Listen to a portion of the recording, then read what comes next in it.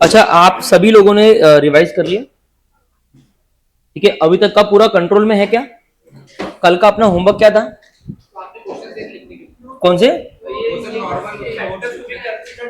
अच्छा, नोट्स ना? नहीं, और इसकी लर्निंग?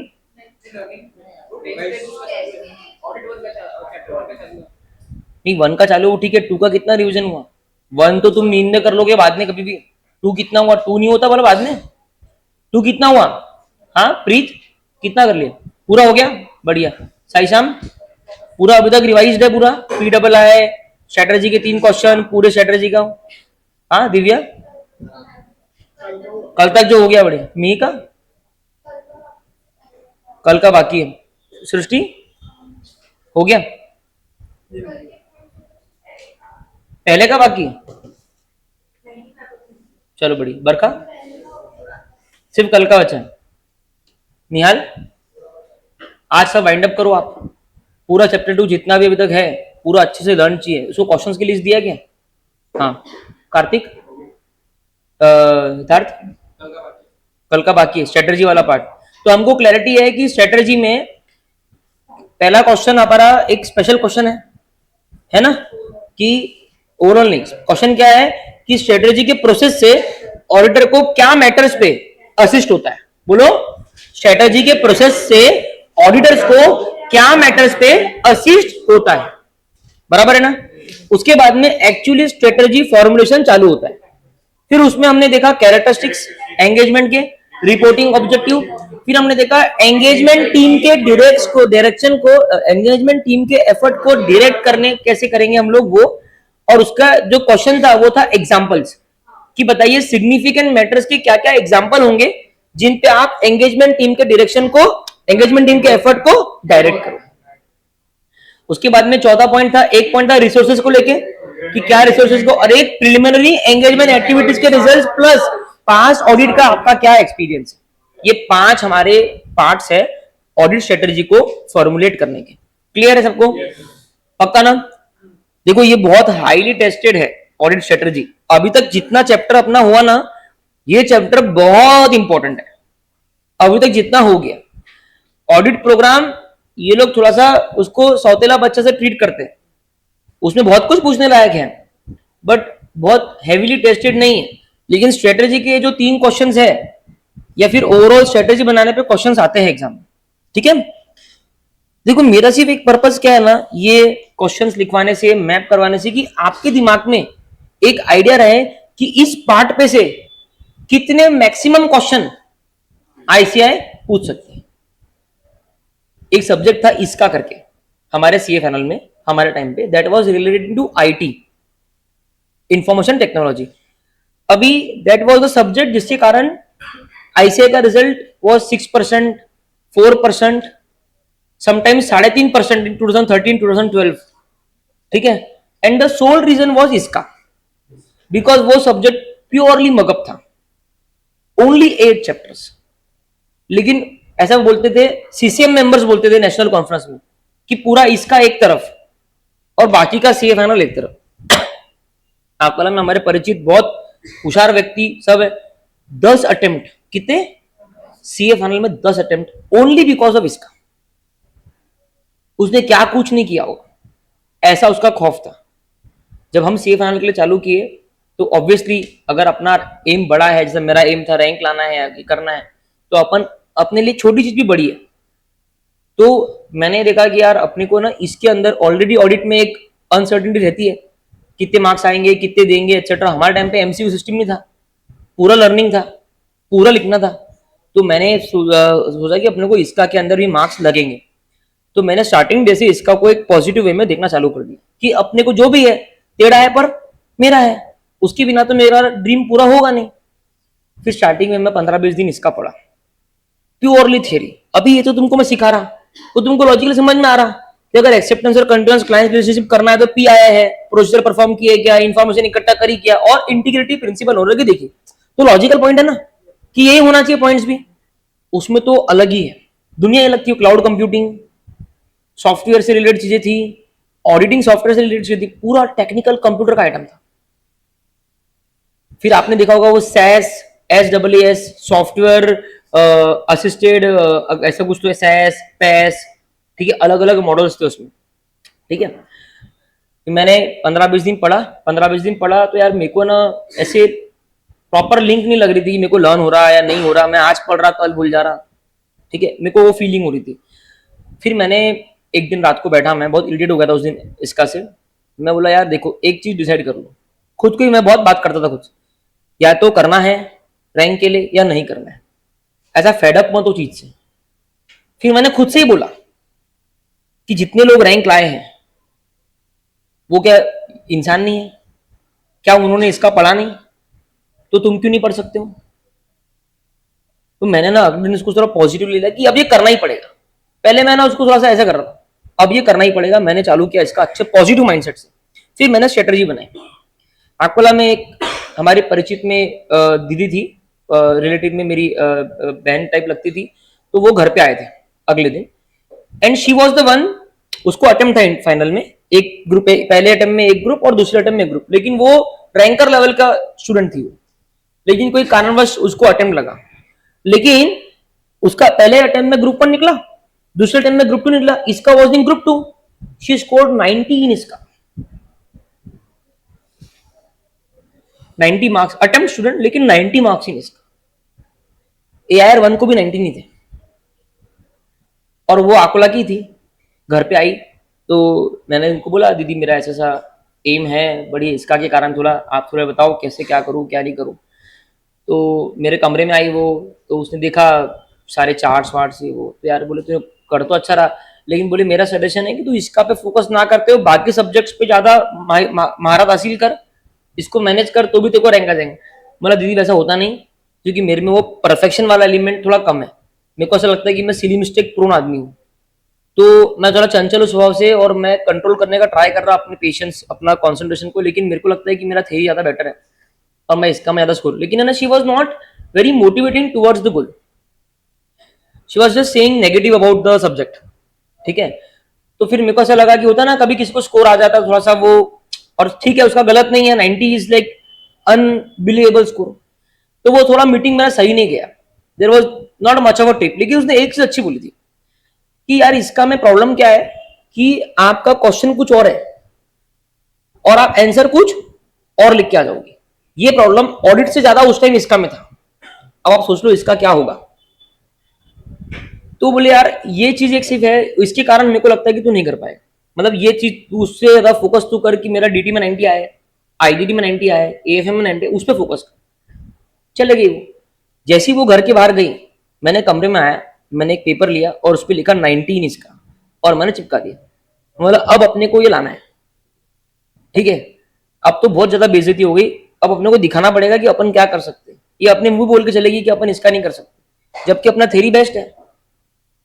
एंड मैंने ये स्टोरी रिजल्ट के बाद में उसको बताई, and she was very like you know कि यार मेरा इंटेंशन नहीं था, मेरे को पता नहीं तेरे को इतना लग गया, और मैं बहुत ज्यादा बहुत अच्छी नेचर से, लेकिन कभी कभी होता ना अननोइंगली अपन कुछ बोल देते। बोला आपको पता नहीं आपने मेरी लाइफ में क्या रोल प्ले किया, अगर वो मीटिंग नहीं होता तो आज मैं नहीं होता। उसके बाद में मैंने क्या किया, उसकी एक बात पकड़ ली कि यहाँ पे स्वैपिंग होती है, मैंने लाया चार्ट्स, सेंचुरी पेपर्स, और मैंने हर चैप्टर पढ़े, और अपन जनरली नोट्स कैसे बनाते हैं, आंसर्स के नोट्स बनाते हैं, है ना, आंसर के नोट बना लिए, दीवार पे लगा दिए, घूमते फिरते पढ़ते, ये अपना नॉर्मल पैटर्न होता है। मैंने हर सब्जेक्ट के लिए जो पैटर्न यूज करना था किया, इसका में मैंने क्या पैटर्न यूज किया, पीछे रख दो वहीं पे रख दो, इसका में मैंने क्या पैटर्न यूज किया, मैंने हर चैप्टर से जो जो मैक्सिमम पॉसिबल क्वेश्चन पूछ सकते हैं उसकी लिस्ट बनाई। से for example acceptance of client engagement, ये मेरा पहला था, तुमको तो मैं केस बनवा रहा हूं, मैंने तो केस भी नहीं बनाया, single single questions, acceptance of client engagement, ठीक है, उसके बाद में कैरेक्टरिस्टिक्स ऑफ एंगेजमेंट, उसके बाद में स्ट्रेटजी के प्रोसेस से ऑडिटर को क्या मैटर्स में, मैं हिंदी में भी लिखता था वो चीज, क्या मैटर में असिस्ट होगा वो, ऐसे मैंने पूरे क्वेश्चंस की लिस्ट बना। मेरे कबर्ड पे 8 चार्ट थे 8 चैप्टर के, ओनली क्वेश्चंस, ओनली। तो मेरे पास में 100 क्वेश्चन की लिस्ट थी लगभग लगभग, कि इसके बाहर तो ICAI पूछ ही नहीं सकता। और मैं कैसे रिवाइज करता था, मेरा पूरा पढ़ना हो गया, लर्न करना हो गया, उस दिन से मेरी लर्निंग ऐसी हुई, मैं तुमको क्या होता, और मैं क्या करता था, एक दो महीना जब मेरे को ग्रीप सब्जेक्ट पे आ गया, मैं सिर्फ क्वेश्चन पढ़ता था कबोर्ड पे और आंसर गैस करता था, इसका आंसर ये रहेगा, फिर क्वेश्चन पढ़ा, फिर आंसर गैस किया। मैंने कभी आंसर के नोट्स बनाए ही नहीं, ठीक है, पूरा स्ट्रक्चर पूरा हो गया। अब क्या हुआ, इसका मैं कभी भी, ये बात फिक्स थी कि आएगा तो स्टडी मेट से ही आएगा, ऑडिट में फिक्स है कि आएगा तो स्टडी मेट से। एक आधा क्वेश्चन भूला भटका आ गया, आपके नसीब खराब। लेकिन अगर आपको रैंक परस्यू करना है तो आपके लिए एक एक मार्क भी इंपॉर्टेंट है, करेक्ट है। अब मे का एग्जाम आया, मे का एग्जाम आया, मैं बैठा एग्जाम देने के लिए, पेपर सामने आया, पहले 15 मिनट पूरा पढ़ लिया और मैंने सब मैंने पूरी मैपिंग कर ली, ये यहाँ का यहाँ का। क्वेश्चन नंबर 1 है, क्वेश्चन नंबर 1C, ये मेरे मेमोरी कार्ड में कहीं दिख नहीं रहा। मैंने पूरे चार्ट से इमेज देख लिए, सब कर लिए, पहले 15 मिनट में मैं वो 2 ही क्वेश्चन पटक गया। बाकी मैंने, मेरी हैबिट थी कि मैं पेपर को चालू करता था पीछे से, तो मैंने 6 लिख दिया, 5 लिख दिया, सबकी मेरी मैपिंग हो गई थी कि ये इस चैप्टर का ये नंबर का क्वेश्चन है, ये इस चैप्टर का ये नंबर का क्वेश्चन है, ये इस चैप्टर का, ऐसी मेरी मैपिंग हो गई थी। 1A और 1C, आखिर के 15 मिनट जो रीडिंग टाइम के होते ना, मैं उस पर अटक गया। घंटी चालू हुई, सारे इन्विजिलेटर कहीं ना कहीं हमारे पहचान की थे, होते ना, अपना छोटा सा गाँव है, सब जानते, और पूरे आकोला का पता था कि मेरा रैंक आने का संभावना है और मैं रैंक के लिए तैयारी कर रहा हूँ। मतलब मैं कभी उसके लिए छुपाता नहीं था, जो पूछता हाँ लाना है ना, मेरा वो नेचर नहीं था कि अपन साइलेंट में पढ़ो, क्या है उसमें, नहीं आएगा ना, जिंदगी से मरेंगे थोड़ी, कम से कम गट्स तो है बोलने के। तो पेपर चालू हुआ, पेपर चालू हुआ, मैंने क्या किया, पहले मैं सोचा चलो उसको छोड़ो, दिमाग को ट्रबल मत करो, पहले जो आ रहे वो सब लिख दो। अब मेरे लिए it was just copy and paste, question open किया, मेमोरी कार्ड ओपन किया, हूबहू 3 घंटे का पेपर, वो 2 क्वेश्चन छोड़ के मेरा 1 घंटा 45 मिनट मैंने सब लिख दिया। Why? Because I literally know this, I have 90 marks in IDT, but I am saying you more than IDT, I was literally, I didn't took a single second to think कि उसका answer क्या है, इतना मेरा memory mapping था। मैंने सब पूरा लिख दिया। 1 घंटा 45 मिनट, 1 घंटा 50 मिनट, 1 घंटा बाकी पेपर को मैं बैठ गया, मैंने पहले अंडरलाइन कर ली, ठीक है, लगभग 2 घंटा 5 मिनट। अब 15 मिनट में बैठा रहा, पहले मैंने बोला शुभम चल ठीक है, बस इनफ टाइम है, थोड़ा आराम कर, तो लंबे लंबे सांस ले, खुद को सेंड, हो सकता है तेरे को क्वेश्चन याद हो जाए, बराबर है। और वहां से हमारे भैया लोग जो इन्विजिलेटर थे, तो मेरे जो फ्रेंड्स थे सब आसपास में ही थे, एवरीबडी इज लाइक कि चौंगा बैठ गया, तो वो खुद का पेपर छोड़ के यहाँ पे, वो भी ये क्यों बैठा है, मैं कुछ गलत लिख रहा क्या, ये क्यों बैठा, और मैं बैठा मतलब मैं ऐसा रिलैक्स बैठा, मैं सोच रहा कर रहा, तो सबको लग रहा है कि मेरे को नहीं आ रहा। फिर वो 15-20 मिनट बाद में वो इन्विजिलेटर 2-3 बार ऐसा आंख दिखा के, वो मैं उनको ध्यान में दे रहा, मैं मेरा ढूंढ रहा, 20-25 मिनट बाद में वो आ ही गया, आधी घंटा बचा था पेपर को लिखना, मतलब भैया कर रहा हूँ वापस से, मतलब रुको लिख रहा हूँ कर रहा हूँ, सबको चिंता कि ये पेपर गया इसका, डूब गया करके। और देखो उस टाइम पे ना रैंक लाना फैसिनेटिंग था, अब आज भी है। और अगर कोई बंदा है ना जिसको रैंक लाने की इच्छा है, या जो गांव को पता, उस टाइम पे क्या था ना, 1-2 बच्चे सीए फाइनल में, आज भी अकोला को रैंक नहीं है, मेरा नमन सर का ऐसे 4-5 के ऊपर रैंक नहीं है, ठीक है। तो सीए फाइनल में रैंक लाना अकोला के लिए बहुत बड़ी बात है। तो सारे सब लोग ऐसे हो गए, फिर है ना आखिरी 15 मिनट बचे, अब मैं बोला कुछ तो करना पड़ेगा, और मैंने पूरा दबाव डाल दिया, मेरे को नहीं मिल रहा आंसर, तो मैंने क्या किया, जो भी मेरे को बेस्ट पॉसिबल लगा कि ये होगा, जबकि मेरे को पता था कि ये नहीं है, मैंने वो लिया, कॉपी पेस्ट कर दिया, कॉपी पेस्ट कर दिया, एग्जाम के बाहर गया तो मेरी नॉर्मल हैबिट थी, बाहर गया तो मस्त ऐसा बहुत कैजुअल, मेरे को कभी प्रेशर नहीं आता था, मैं गया एकदम बेकार सा मुंह लेके बाहर चला गया, मैंने डाला पेपर बैग लगाया, तो मेरा दोस्त आया, भाई हफ्ते को क्या हुआ क्या नहीं हुआ, मतलब भाई सब हो गया जो हो गया, तो बोले अभी रैंक, मतलब रैंक तो आएगा बट लेट्स सी क्या होता करके। तो मैं घर पे चला गया, तो मेरे को इनके फोन उनके फोन, मैंने कुछ उठाया नहीं, वाला इनके क्या ही इनको एक्सप्लेनेशन दूँ, इनकी समझ नहीं पाएंगे मेरी भावना क्या है। तो फिर मैंने ना सारी बुक घर पे जाते से ही, मम्मी गेट पे सब वो, मैंने सब बाजू में हो जाऊँ, मैं डायरेक्ट कमरे में गया, वो चार्ट 1 2 3 4, मेरे को पूरे 100 क्वेश्चन में कहीं भी वो क्वेश्चन नहीं मिला। बोला यार ये कैसा पॉसिबल है, अपने से कोई क्वेश्चन छूट कैसे गया। मेरे को बहुत ज्यादा लगा कि शायद मैंने स्टडी मैट से कोई क्वेश्चन लिखा नहीं, तो मैंने स्टडी मैट घुमाया, मेरे को वहां पे भी कुछ नहीं मिला। फिर मेरे को सडनली एक छोटी सी बात याद आई, और मैं लाइफ टाइम वो बात को रिग्रेट करता हूं। उसके जस्ट पहले जो पिछले अटेम्प्ट का आरटीपी था, उसमें एक लाइन लिखी हुई थी शुरुआत में एक सीसीएम मेंबर का कोट थे, क्योंकि इसका को लेके बहुत बस्ट था उस टाइम पे कि निकालो इसको निकालो इसको निकालो, और इवेंचुअली निकल ही गया वो अगले साल, मेरे अटेम्प्ट अगले साल निकल। तो उस टाइम बहुत चर्चा में था निकालो निकालो निकालो निकालो। तो ये लोग जस्टिफाई कर रहे थे पहले कि क्यों मत निकालो, ठीक है। तो उस टाइम पे ना बहुत हॉट टॉपिक था, तुम लोग को सब पूरा आंसर एज इट इज चाहिए, ऐसा पॉसिबल है क्या, ये है क्या, वो है क्या। तो उसने एक बात बोली थी और वो मेरी पढ़ी भी थी, लेकिन मेरे नजरअंदाज हो गई। उसने एक बात बोली हुई थी कि इसका में अगर जनरल क्वेश्चन आता है तो general answer will be accepted. तो उस टाइम से उन्होंने ये चालू किया था कि वो बुक के बाहर के जनरल क्वेश्चंस पूछेंगे, जहां पे आपको रट्टा नहीं लिखना है, जहां पे आप अपने जनरल सेंस से जो लिखना है लिख सकते हो। और फिर मेरे को क्लिक हुआ कि बॉस ये दोनों क्वेश्चन एक्चुअली स्टडी मैट से है ही नहीं। अब जो लोगों का पढ़ाई नहीं हुआ है वो तो बीकॉम लिखता ही है, और बीकॉम को मार्क्स मिले हैं वो दो क्वेश्चन। आई रिसीव्ड 86 इन इसका, and I solve 90 marks paper because of 5 और 5 मार्क के दो क्वेश्चन थे जो अपन ने चिपकाए थे, और 4 मार्क्स से मैं वो मेरे एम से रह गया। और जितना मेरे को रैंक की खुशी नहीं है, उतना मेरे को दुख है कि मैं कभी भी वो XYZ पर्सन को ये नहीं बोल सकता कि देख मैंने तेरे से ज्यादा मार्क्स इसका में लाके दिखा। I have my certified copies close to my heart, and each and every answer of iska was fully awarded. Only the half of mark kahi kate, oh that is for shagun. 90 on 90, each and every answer was right. This is called aim according to me. भले ही मैं वो achieve नहीं कर पाया, लेकिन मेरी ऐसी इच्छा है कि आप लोग भी ऐसा कुछ लाइफ में करने का सोचो जिससे आप लाइफ टाइम उस चीज को याद रखो। ये सब्जेक्ट्स खराब नहीं है, इनको खराब बनाया गया है, ये इतने खराब नहीं है। आपको सिर्फ क्वेश्चन की मैपिंग करनी है और कुछ भी नहीं करना है। सर आपने ये चीज ऑडिट में क्यों नहीं करी? क्योंकि ऑडिट में पॉसिबल नहीं था उस टाइम पे, इसका छोटा था, ऑडिट वास्ट था। सीए इंटर में ये चीज मैं फाइनल में नहीं करता हूं, मैंने फाइनल की भी लेक्चर ली है, 3 साल लिए। क्यों? क्योंकि फाइनल में पॉसिबल नहीं है, it's huge. Inter it's only 11 chapters.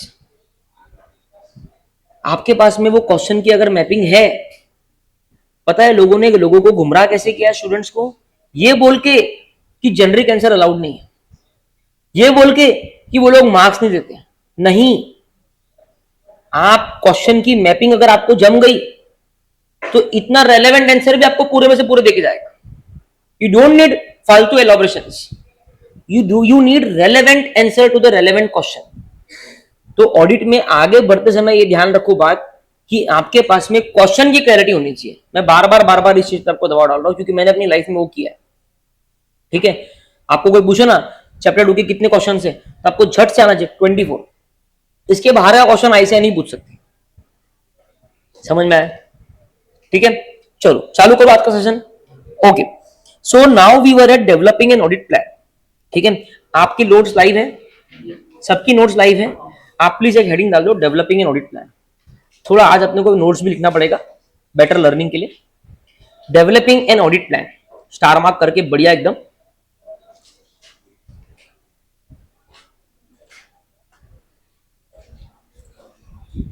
है ना?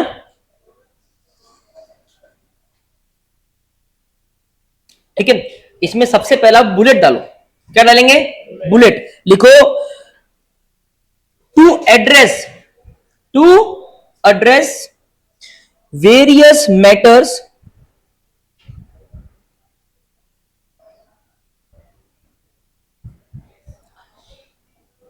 Of audit strategy.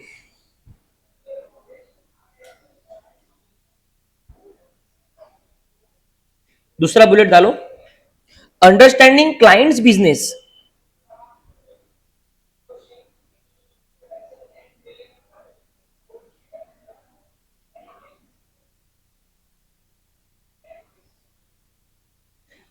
Important for audit plan, important for, अरे रे रे उसी बुलेट में इंपॉर्टेंट फॉर ऑडिट प्लान। अगला bullet, procedures to be performed. Procedures to be performed.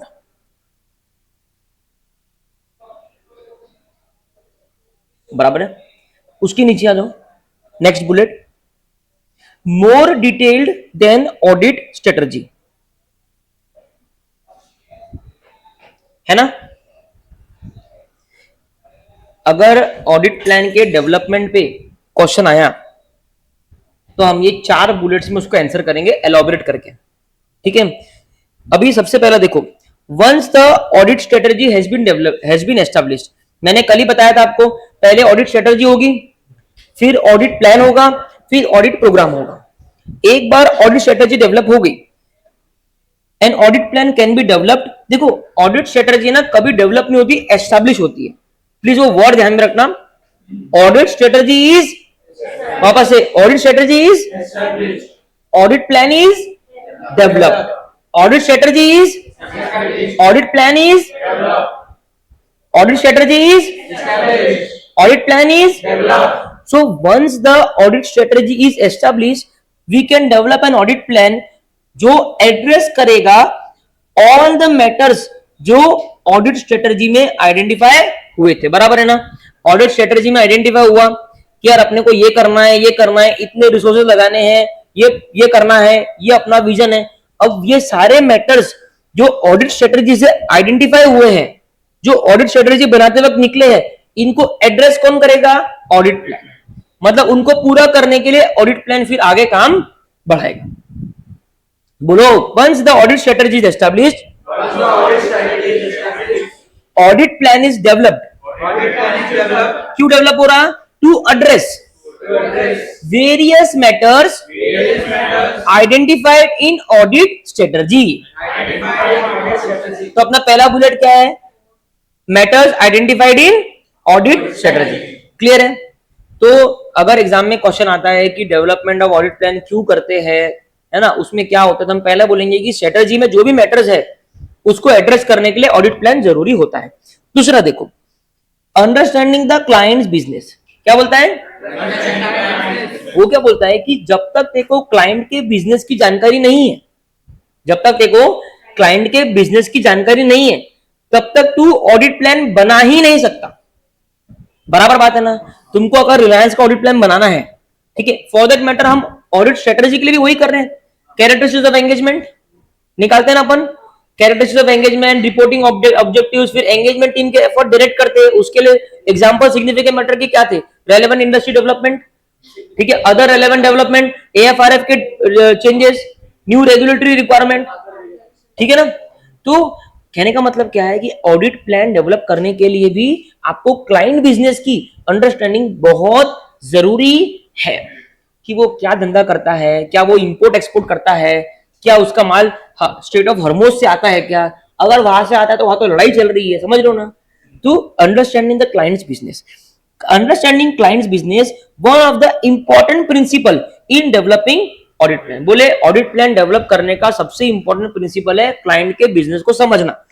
In fact without adequate knowledge of client business proper audit is not possible. बोले client के business की knowledge के बिना तो प्लान छोड़, तू ऑडिट भी नहीं कर सकता। और सही बात है ना, तुम कर सकते क्या? तुमको नॉलेज नहीं, तुम क्या ऑडिट करोगे? तो पहला है सर, बोलो, various matters identified in audit strategy. बोलो, various matters identified in audit strategy. दूसरा पॉइंट है client business. Client business, client business का पॉइंट दिमाग में बनाओ, मेरे बिना बोले सब लोग बनाओ।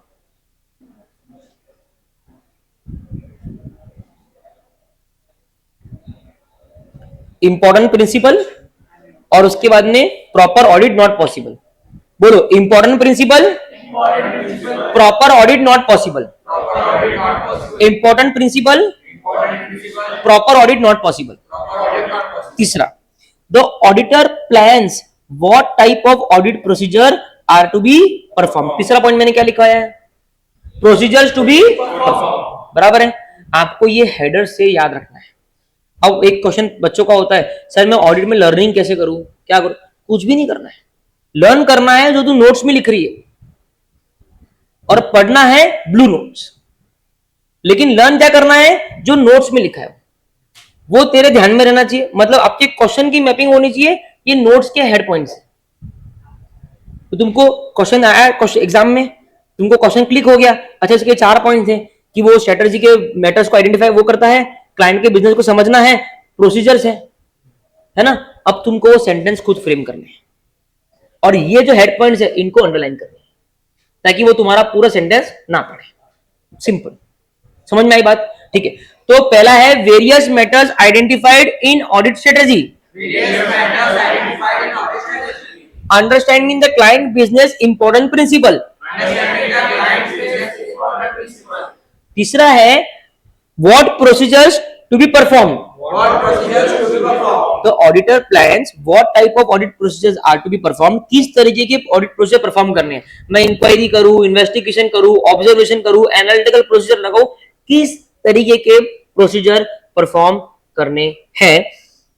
There timing and how much work should be done taking into account sample size, है ना, मतलब आपको कितना सैंपल लेना है, पूरा पॉपुलेशन करना है या फिर उसमें कुछ सैंपल निकालना है, तो कितना टाइम आपको सैंपल पे डिवोट करना है ना। और प्रोसीजर की टाइमिंग, मतलब वो प्रोसीजर आपको कब लगाने, प्रोसीजर आपको कब लगाने। तो audit plan decides what type of procedures are to be perform, बोलो। Audit plan decides what type of procedures are to be perform, ठीक है।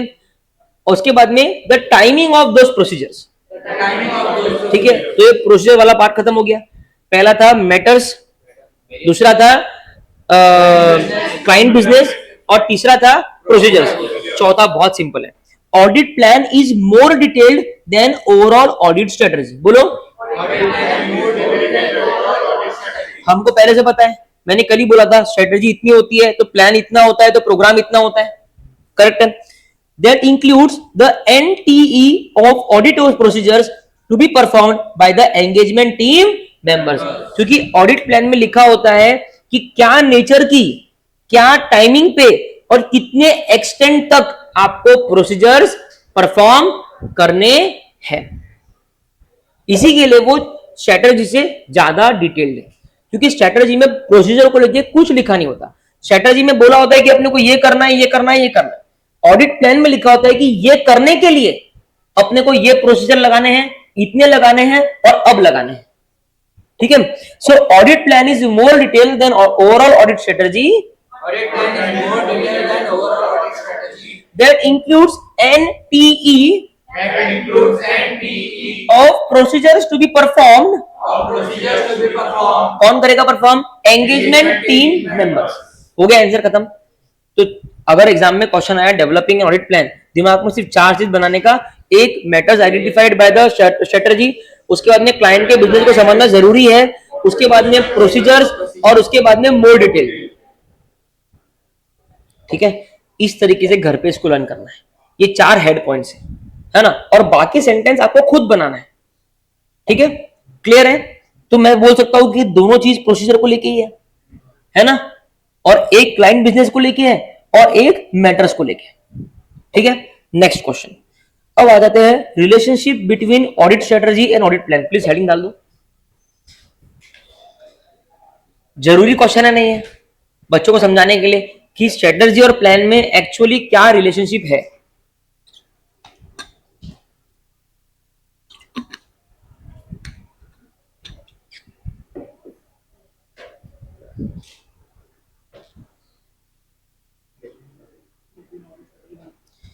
हेडिंग है बुक में ब्लू वाली, लिखो ना, आप देख के लिख लिया ना, हाँ ठीक है। अभी देखो, अभी क्या करो आप, है ना, ठीक है। सबसे पहला देखो, audit strategy sets the broad overall approach to audit, whereas audit plan addresses various matters identified in the overall audit strategy. अभी है ना एग्जाम में ऊपर से ज्यादा प्रोबेबल क्वेश्चन ये होता है, क्योंकि ये दोनों के बारे में पूछ लेते हैं, है ना। और ऊपर में जो डेवलपिंग ऑडिट प्लान में हमने पॉइंट्स पढ़े ना, वही कहीं ना कहीं आपको नीचे रहेंगे। ऑडिट प्लान को लेके क्या पॉइंट पढ़े अपन ने, जो मैटर स्ट्रेटेजी में आए हैं उसको एड्रेस करता है, क्लाइंट के बिजनेस को समझना, और दो पॉइंट प्रोसीजर को लेके, बस वो वही सब पॉइंट यहाँ पे रिपीट होंगे वापस। ठीक है, देखो बोलता है ऑडिट स्ट्रेटेजी सेट्स करता है ब्रॉड ओवरऑल अप्रोच, बोलो ब्रॉड ओवरऑल अप्रोच ऑडिट को लेके, लेकिन जो ऑडिट प्लान है वो एड्रेस करता है वेरियस मैटर्स जो स्ट्रेटेजी में आइडेंटिफाई हुए हैं। करेक्ट है, जैसा हमने ऊपर पढ़ा था, audit strategy determines scope, timing and direction of audit. Audit का स्कोप क्या रहेगा, टाइमिंग क्या रहेगी, ऑडिट का ओवरऑल डायरेक्शन क्या रहेगा, वो बोलता है ऑडिट स्ट्रेटेजी। ठीक है, लेकिन ये सारे मैटर्स को एड्रेस कौन करता है, ऑडिट प्लान। समझ में आया, ये पहला पॉइंट फटाफट SNW कर लो, पहले अपने नोट्स में लिखो, पहले अपने नोट्स में लिखो, ऐसा देखो ये निकालो, ऐसा 4 निकाल लो, 4 निकाला 4। अब वो तुम्हारे एरो में बुलेट बनेंगे, क्या बोला मैंने, एरो में बुलेट बनेंगे। पहले एरो में पहली बुलेट रहेगी strategy is equal to overall approach, is equal to overall approach. Second bullet उसी एरो में, उसी एरो में सेकेंड बुलेट, बोलो audit plan addresses matters, addresses matters. तीसरा बुलेट उसी में strategy, strategy determine scope of audit, scope of audit, जगह होगी तो डायरेक्शन भी लिख देना सिर्फ।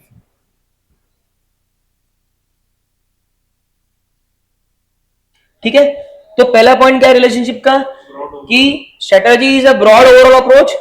ठीक है, audit plan addresses various matters identified during the audit, और स्ट्रेटजी जो है वो scope, timing and direction audit का सेट करती है। ठीक है, audit plan describes how strategy is going to be implemented.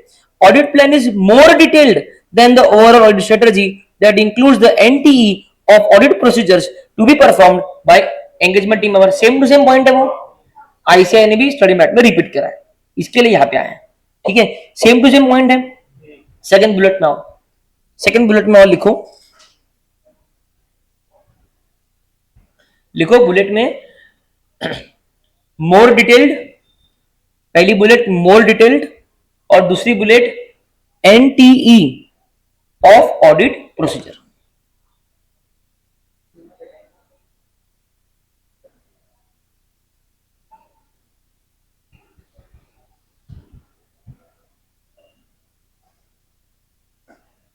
ठीक है, अभी थर्ड बुलेट तो देखो सेम ही है, तो काट ही दो आप, इसमें सेम है, जो अपना फर्स्ट पॉइंट है ना वही वो लोग रिपीट करते हैं स्टडी मैट में भी।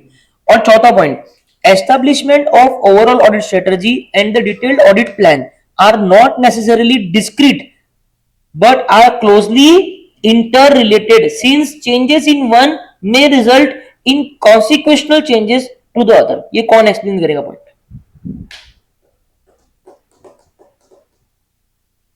फोर्थ वाला,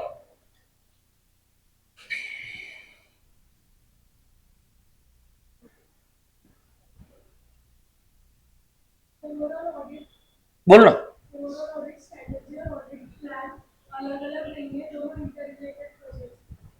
हाँ, और सही बोला आपने, और बोला अनुश्री, एग्जैक्टली exactly। देखो ना, स्ट्रेटेजी से प्लान बन रहा है, राइट, प्लान में अगर कुछ चेंज हुआ तो ऑब्वियसली स्ट्रेटेजी में चेंज हो गया होगा, है ना, या मैं बोलूं अगर स्ट्रेटेजी में चेंज हुआ तो ही तो प्लान में चेंज होगा। तो वो बोल रहा है कि ऐसा नहीं होगा कि एक बार स्ट्रेटेजी बन गई, एक बार प्लान बन गया, अब इसमें कोई चेंज होगा तो इसी में होगा। ये दोनों बोल रहा है इंटर रिलेटेड डिस्क्रीट फेज नहीं है, ये दोनों इंटर रिलेटेड है। A change in one may cause a change in another, लिख दो। थर्ड, तीसरा एरो तो अपना खत्म ही होगा, समझ लो। हाँ, तो लिख दो पहला bullet, strategy and plan are not discrete.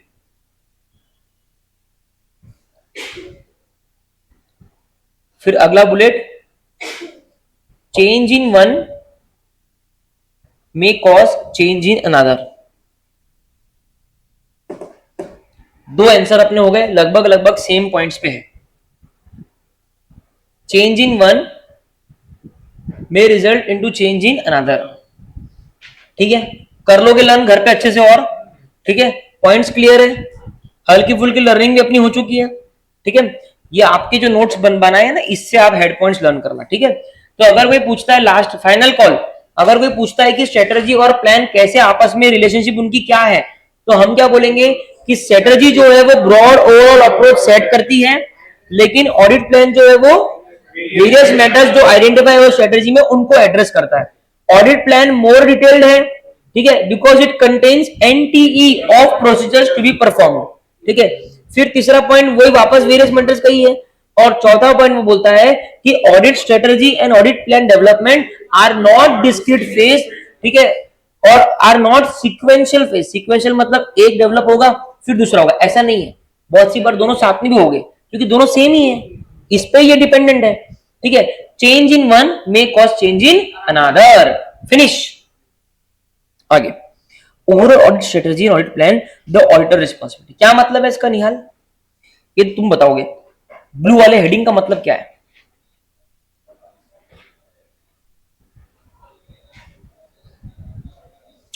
Overall audit strategy.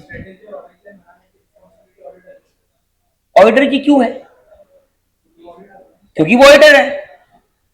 बराबर है ना, मतलब इसकी जरूरत भी नहीं थी. अरे भाई, मैं ऑडिट कर रहा हूं तो मेरी स्ट्रेटेजी तो मैं ही बनाऊंगा ना. मैनेजमेंट बना के देगा क्या strategy? The overall audit strategy and plan remains the auditors responsibility. ठीक है, it is the auditor who is responsible for establishing overall audit strategy and developing an audit plan. वो देखो, वही बात को वापस स्टडी मेट की यही प्रॉब्लम है. However, as discussed earlier, auditor may discuss elements of planning with the entity's management without compromising the effectiveness of. हमने ऊपर भी देखा था ये पॉइंट कि आप मैनेजमेंट से डिस्कस कर सकते हो. देखो, भले ही ऑडिटर की रिस्पॉन्सिबिलिटी है बट मैनेजमेंट से डिस्कस करना पड़ेगा. तो डिस्कस करते वक्त ये ध्यान में रखिए कि आप उसकी इफेक्टिवनेस को कम ना कर दो. आप सब कुछ अगर बोल दोगे तो फिर वो ऑडिट रहेगा ही नहीं, है ना. थोड़ा सरप्राइज एलिमेंट जरूरी है. ठीक है, ओके. तो ये ऐसी एक पॉइंट था. देखो, ये क्यों था मालूम, कि ये एमसीक्यू पर्सपेक्टिव के लिए इंपॉर्टेंट है. थोड़े मेरे हिसाब से ना, मेरा ये मानना है, जितना मैंने पेपर्स देखे, मैंने सारे पेपर्स अच्छे से हम लोग देखते हैं, हमारा वही काम है May 24 से अभी तक. मेरा ये मानना है कि 24 मार्क्स के मिनिमम एमसीक्यू मैंने देखा है जो एकदम रीचेबल है. बिल्कुल आपको प्रॉब्लम नहीं होगा. बहुत सी बार आपको केस पढ़ना नहीं पड़ेगा.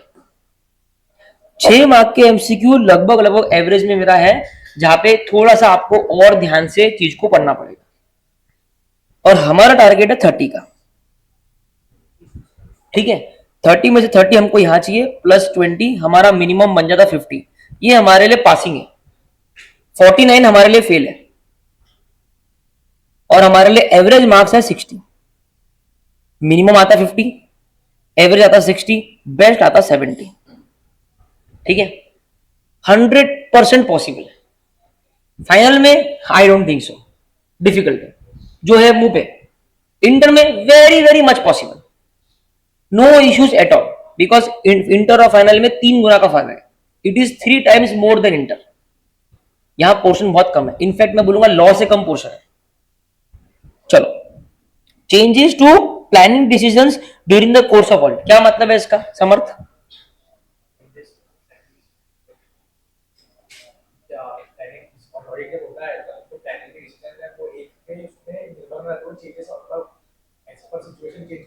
एज पर सिचुएशन चेंज करना पड़ेगा ना. अरे तुम आगे बढ़े, तुमने पहले ये देखा, एक एग्जांपल दे रहा हूं मैं, तुमने देखा कि सर ये सेक्शन में ROMM कम है. अब तुम ऑडिट करने लगे, करने के बाद तुमको दिखता है कि सर ने मेरा असेसमेंट गलत था. यहां तो पिक्चर ही उल्टी है पूरी. तो ऑब्वियसली आपके प्लानिंग में आपको चेंजेस करने पड़ेंगे, है ना. तो वो बोल रहा है कि changes to planning decision during the course of audit. ऐसा नहीं है कि एक बार प्लान कर दिया तो खत्म. The auditor shall update the overall audit strategy and audit plan as necessary during the course of audit. Audit के दौरान ऑडिटर को स्ट्रेटजी और प्लान में अपडेशंस या चेंजेस करने चाहिए. ठीक है, आप हेडिंग लिखो फटाफट फटाफट. ये वाली हेडिंग डालो डायरेक्टली. मैं क्या बोल रहा हूं सुनो ना, सिर्फ इसकी हेडिंग डाल दो बाजी, कुछ मत लिखो, सिर्फ हेडिंग डाल दो और फिर उसके बाद में नीचे की हेडिंग डालो ये वाली।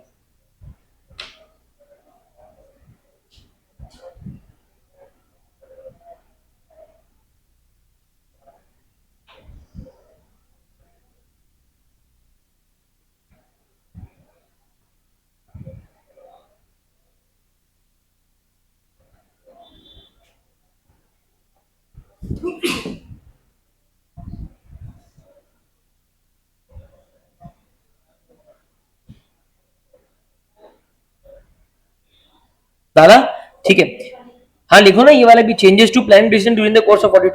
उसमें पहला लिखो shall update and change, shall update and change.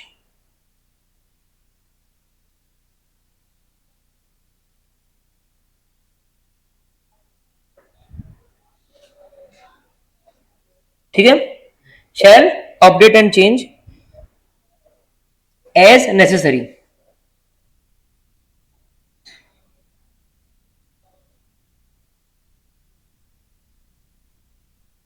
उसके बाद में अगला, as a result of unexpected events, changes in conditions or the audit evidence from the result of audit procedure, the auditor may need to modify the overall audit strategy and audit plan।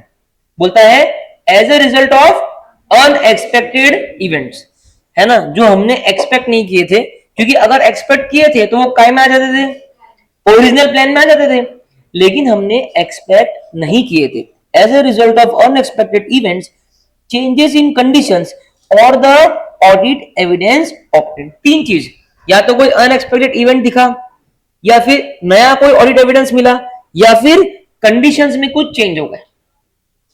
Sir condition में change मतलब क्या है, inventory संभालने वाले 4-5 लोग थे, वो बहुत एक्यूरेट थे अपने काम में, उन लोगों के कारण हमारा आरओएमएम कम था, सडनली वो लोग छोड़ के चले गए, कंडीशन चेंज हो गई, जो नए लोग आए हमको उन पर ट्रस्ट नहीं है, करेक्ट है, तो अनएक्सपेक्टेड इवेंट हो गया, कंडीशन में चेंज हो गया, या आपको नया ऑडिट एविडेंस मिला from results of audit procedure. Obviously बात है ना यार, ऑडिट एविडेंस कैसे मिलेगा, ऑडिट प्रोसीजर लगाने से मिलेगा, तो from the result of audit procedure the auditor may need to modify the strategy and the plan. Auditor को इस कारण से स्ट्रेटजी और प्लान को मॉडिफाई करना पड़ सकता है, and thereby resulting planned nature, timing and extent of further audit procedure based on the revised consideration of the assessed risk। और अगर प्लान में चेंज होगा तो एनटीई ऑफ प्रोसीजर्स में भी चेंज होगा, क्योंकि प्लान क्या, ऑडिट प्लान क्या बताता है कि एनटीई ऑफ ऑडिट प्रोसीजर क्या होने चाहिए, यही पढ़ा ना हमने ऊपर, एनटी। तो बोलता है अगर तू स्ट्रेटेजी और प्लान में मॉडिफाई कर रहा है तो करस्पॉन्डिंगली ऑडिट प्रोसीजर्स में भी मॉडिफिकेशन होगा। क्लियर है बात? हाँ, इस पॉइंट को सब लोग पहले पढ़ो अच्छे से, 2 बार अपनी अपनी बुक से, 2 बार अच्छे से फटाफट।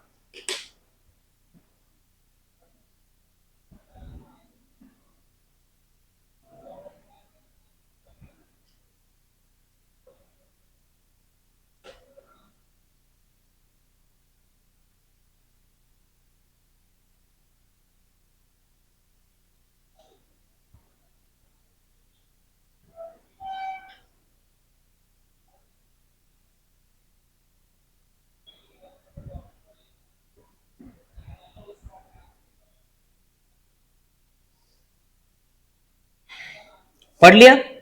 तो सिंपल सी बात है, चेंजेस टू प्लान, तो हमको हमने पहले बोला शैल अपडेट एंड चेंज एज, जैसा जरूरी समझे तो चेंज और अपडेट तो करना पड़ेगा। ए तो हो गया तेरा ब्रॉडर लाइन। दूसरा, अब वो कब नेसेसरी होगा, पहले क्या बोला, जैसे नेसेसरी है अपडेट और चेंज कर दे। अब नेसेसरी कब होगा, 3 चीजों में, या तो अनएक्सपेक्टेड इवेंट हो गया, या कंडीशन में चेंज हो गया, या ऑडिट प्रोसीजर परफॉर्म करने के बाद में देखो ऑडिट एविडेंस मिल गया, ठीक है, which may make it necessary to change the strategy and plan and eventually the further audit procedures will also be changed। Clear है बात? लिखो सेकंड बुलेट में,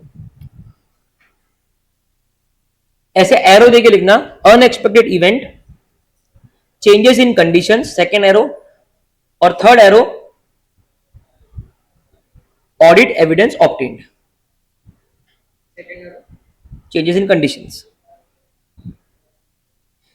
ठीक है। It may be necessary to update, it may be necessary to update strategy, plan, procedures, simple.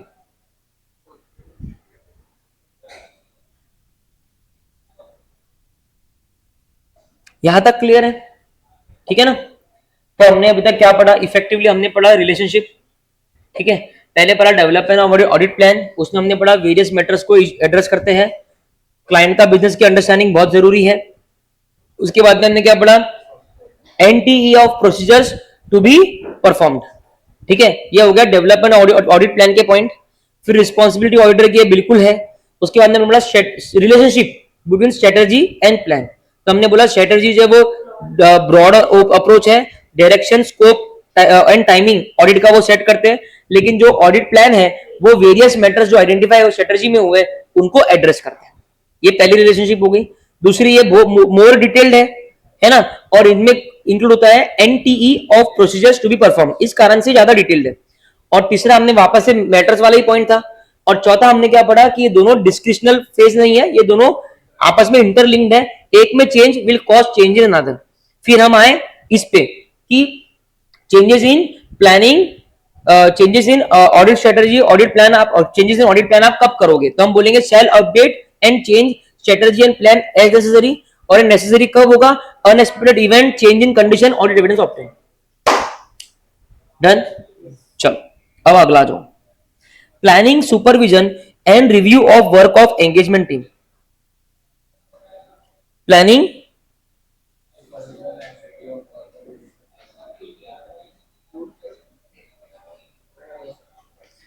the auditor shall plan the nature, timing and extent of direction and supervision of engagement team members and review their work, ठीक है। अब देखो ये है ना, audit plan थोड़ा सा खत्म हो गया है, काइंड ऑफ खत्म हो गया है, ठीक है। अब ये वापस से एक स्पेशल आइटम है, ठीक है। Planning, supervision of engagement team member. अभी एंगेजमेंट टीम मेंबर्स ही आपका पूरा काम कर रहे हैं। अभी हमने एंगेजमेंट टीम मेंबर्स के लिए पीछे क्या क्या पढ़ा है पहले वो देखते हैं, ठीक है। एक रिकैप, मजा आएगा आपको भी। सबसे पहले हमने बेनिफिट्स ऑफ प्लानिंग पढ़ा, उसमें एंगेजमेंट टीम का कुछ नहीं था। उसके बाद में हमने पढ़ा कि मोर आरएपी के पहले, आरएपी के पहले कौन से आपको मैटर्स ध्यान में रखने हैं, material, legal expert, APS RAP, OPS RAP, very very important question. फिर उसके बाद में हम उठ के आए ऑडिट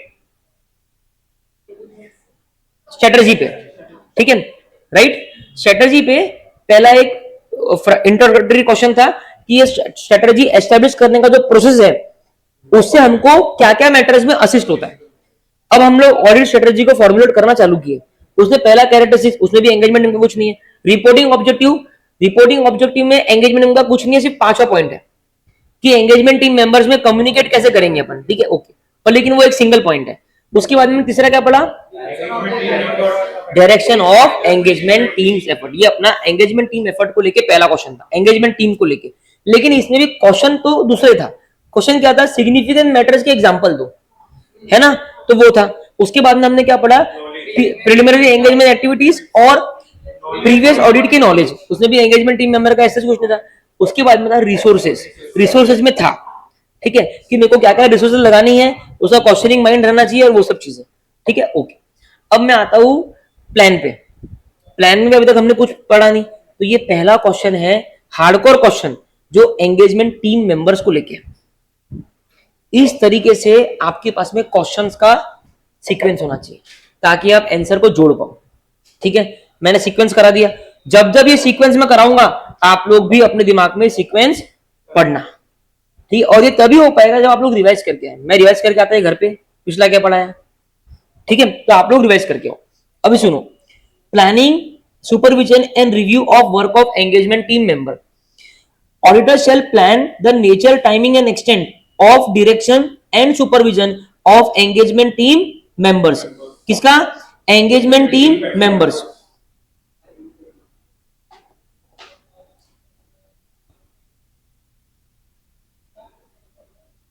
ठीक है। NTE of direction of engagement team member and supervision of engagement team member. तो बोलता है ऑडिटर को ये प्लान करना पड़ेगा, ठीक है। ऑडिट प्लान का आखिरी क्वेश्चन, ऑडिटर को ये भी प्लान करना पड़ेगा, क्योंकि ऑडिट प्लान में क्या होता है NTE of procedures to be performed. Correct है। ये प्रोसीजर कौन परफॉर्म करेगा? Team members. तो अल्टीमेटली आपको उनका भी एनटीई प्लान करना पड़ेगा। तो NTE of engagement team members direction, कि उनको कैसे कैसे अपन डायरेक्ट करेंगे और उनकी काम का सुपरविजन कैसे करेंगे, ये दोनों ही चीज का प्लान करना पड़ेगा। ठीक है ना। सो ऑडिटर को करना चाहिए plan and review of their work, and review of their work, the nature, timing and extent of the direction of engagement team members and उनका supervision vary depending on many factors including this four. कुछ factors इन्होंने आपको दिए हैं, बोले ये factors के कारण एंगेजमेंट टीम के डायरेक्शन का, सुपरविजन का एनटी बनाते वक्त आपको ये फैक्टर्स ध्यान में रखने। मतलब ये फैक्टर्स से एंगेजमेंट टीम मेंबर्स का जो डायरेक्शन है उस पर इंपैक्ट होता है। ये फैक्टर्स आपको ध्यान में रखने, ये फैक्टर्स आपको ध्यान में रखने। मतलब ऑडिट के स्टडी के लिए क्या फैक्टर्स ध्यान में रखने हैं? आपके पास नोट्स हो, आपके पास बुक हो, आपने राइटिंग प्रैक्टिस करी हो, राइट? वैसा ही NTE of engagement teams direction, engagement team supervision, engagement team review of their work, ये करते वक्त ये फैक्टर्स आपको ध्यान में रखने। क्वेश्चन समझ में आया? किसको नहीं आया समझ में? हाँ, प्लान करते वक्त, when you are planning NTE of engagement teams direction, कि भाई ये 20 आर्टिकल है, ठीक है, तो ये यहां जाएगा, ये वहां जाएगा, ये वहां जाएगा, ये क्या कर रहे हैं आप? प्लानिंग कर रहे हैं। करेक्ट है। इसका काम तो रिव्यू करेगी, इसका काम तो रिव्यू करेगा, यस, ये आप क्या करो? Supervision, review of their work. समझ में आ रहा? तो ये प्लानिंग करते वक्त आपको क्या क्या फैक्टर्स ध्यान में रखने हैं। समझ में आई बात? पक्का? क्लियर है? ठीक है। अभी क्या क्या देखो, कितने लॉजिकल पॉइंट है। पहला क्या है? Size and complexity of entity. Obvious है ना, एंटिटी कितनी बड़ी है उस हिसाब से आपको वर्क असाइन करना पड़ेगा। कितनी कॉम्प्लिकेटेड है, जहां पे ज्यादा कॉम्प्लिकेशन है वहां पे अच्छा आर्टिकल भेजना पड़ेगा। करेक्ट है। तो आप कर क्या रहे हो? आप एंगेजमेंट टीम के डायरेक्शन को, एंगेजमेंट टीम के सुपरविजन को प्लान कर रहे हो, है ना? Nature, timing and extent of engagement team efforts, direction, supervision, review of their work, ये कर रहे हो। तो पहला फैक्टर ध्यान में क्या रखना है कि जो एंटिटी का आप ऑडिट कर रहे हो उनकी साइज एंड कॉम्प्लेक्सिटी क्या है। दूसरा, एरिया ऑफ ऑडिट, कौन सी एरिया ऑफ ऑडिट कौन कौन करेगा, है ना? भाई निहाल है वो एसेट्स ही करेगा, नंदीश लाइबिलिटी करेगा, ठीक है, समर्थ सिर्फ कंडीशनल लाइबिलिटी अलग से करेगा। एरिया ऑफ ऑडिट, असेस्ड आरओएमएम, ये तो बहुत इंपॉर्टेंट पॉइंट है। कौन सी एरिया में क्या क्या आरओएमएम असेस्ड करा हुआ है, जहां पे ज्यादा आरओएमएम असेस्ड करा हुआ है उसका रिव्यू ऑफ द वर्क ज्यादा होगा, है ना? मेरे को सब जगह पे मैं ध्यान दे सकता क्या? तो मैं कहा ध्यान, मान लो कार्तिक है, कार्तिक उस एरिया का ऑडिट करने के लिए मैंने कार्तिक को भेजा है जहां पे असेसमेंट ऑफ आरओएमएम ज्यादा है, तो मैं कार्तिक का वर्क पहले रिव्यू करूंगा। उसने कुछ गड़बड़ करी तो पूरा ऑडिट के ऊपर धब्बा लग जाएगा। समझ में आ रहा? तो ये भी एक बहुत ही इंपॉर्टेंट फैक्टर है when we are planning the work of engagement team members. Am I right? तो पहला कि सर जो एंटिटी का आप ऑडिट कर रहे हो उसकी साइज और कॉम्प्लेक्सिटी क्या है, बराबर है। दूसरा, सर एरिया ऑफ ऑडिट क्या क्या है ना? कि 20-25 एरिया फिर मैं असाइन करूंगा। सर कौन सी एरिया में हायर आरओएमएम है। और last, the capabilities of the individual team member performing the audit work. कितना प्यारा पॉइंट है। अगर मान लो इसकी कैपेबिलिटी ही नहीं है, मेरे को मालूम है लेट पहुंचने वाला है, मैं इसको वहां भेजूंगा क्या? सेंसिटिव एरिया में भेजूंगा क्या इसको? एक पंक्चुअल आदमी चाहिए ना वहां पे, तो ये तो बोलेगा तुम्हारा आदमी आया ही नहीं, ठीक है। तो हम क्या करेंगे कि इंडिविजुअल मेंबर्स की, इंडिविजुअल एंगेजमेंट टीम मेंबर्स की कैपेबिलिटीज और कॉम्पिटेंस के हिसाब से उनको एरिया असाइन करेंगे। अब तू बता, ये फैक्टर तू ध्यान में रखेगा ना प्लानिंग करते वक्त? अगर ये आंसर नहीं भी होता तो अपन लॉजिकली सोचते ना ये बात को। बहुत ही हॉटस्पॉट क्वेश्चन है एग्जाम में आने के लिए। ऑडिट प्लान का मेरे को लगता है ये एक ही क्वेश्चन ऐसा है जो एग्जाम में आने के लिए बहुत ज्यादा, ये और वो रिलेशनशिप वाला, बहुत नहीं बहुत, ठीक है। ये चेंजेस टू प्लान डिसीजन तो कुछ भी नहीं है इसमें, तो नॉर्मली यहाँ अपडेट करना है, अनएक्सपेक्टेड इवेंट है, चेंजेस कंडीशन है, ऑडिट एविडेंस मिला तो अकॉर्डिंगली प्लान भी चेंज होगा, स्ट्रेटजी भी होगी और उसके प्रोसीजर भी, ठीक है। सबको क्लियर है? तो अपन लॉजिकली समझते हैं पहले, ठीक है, अपन लर्न करते हैं इसको। पहली बात, क्वेश्चन क्या है सर? क्वेश्चन ये है कि मैं प्लान कर रहा हूं, लास्ट चीज में जो प्लान ऑडिट प्लान में कर रहा हूं सर वो ये है कि जो मेरे एंगेजमेंट टीम मेंबर है वही प्रोसीजर परफॉर्म करने वाले हैं। उन मेंबर्स की क्या डायरेक्शन रहेगा, क्या सुपरविजन रहेगा, क्या रिव्यू रहेगा, उसको सर मैं प्लान कर रहा हूं। ये प्लानिंग करते वक्त सर मैं क्या क्या फैक्टर्स कंसीडर, करेक्ट है। पहला, जो एंटिटी में कर रहा हूं उसकी साइज और कॉम्प्लेक्सिटी क्या है, पहले देख लो साइज कॉम्प्लेक्सिटी क्या है, फिर वो अपनी साइज देख ली, अब उसमें देखो कौन सी एरिया है, ये एरिया है, ये एरिया है, ये एरिया, ये एरिया, आपने एरिया देख ली। अब ये एरिया में से कहां पे हायर आरओएमएम है, यहाँ पे हायर आरओएमएम है, यहाँ पे हायर आरओएमएम है, यहाँ पे, और लास्ट कि आपकी अब कैपेबिलिटीज क्या क्या है। अब वो हिसाब से मैं जिसकी कैपेबिलिटी अच्छी है, जिसका कॉम्पिटेंस अच्छा है, उसको मैं हायर आरओएमएम में डालूंगा। जिसका कॉम्पिटेंस कैपेबिलिटी कम है, मतलब फर्स्ट ईयर आर्टिकल है, उसको मैं नॉर्मल चीजों में डालूंगा। स्टेप बाय स्टेप आंसर है। पहला साइज देख, फिर उसमें से एरिया निकाल, फिर वो एरिया में से हायर आरओएमएम वाली एरिया कौन सी वो निकाल, और फिर तेरे बंदों की कैपेबिलिटी और कॉम्पिटेंस देख। क्लियर है? सबको क्लियर है? बिना देखे अभी के अभी 1 मिनट में ये आंसर लिखो। चलो, और नोट्स में, हाँ और कहा नोट्स में लिखो, एसएनडब्ल्यू नहीं, सॉरी एसएनडब्ल्यू नहीं, नोट्स में बिना देखे लिखे। अपने दिमाग पे जरा जोर डालो, क्लास में अटेंटिव रहो। हेडिंग लिखो, पहले हेडिंग में बताता वो लिखो, प्लानिंग लिखो, planning NTE, planning NTE of engagement teams direction oblique supervision oblique review.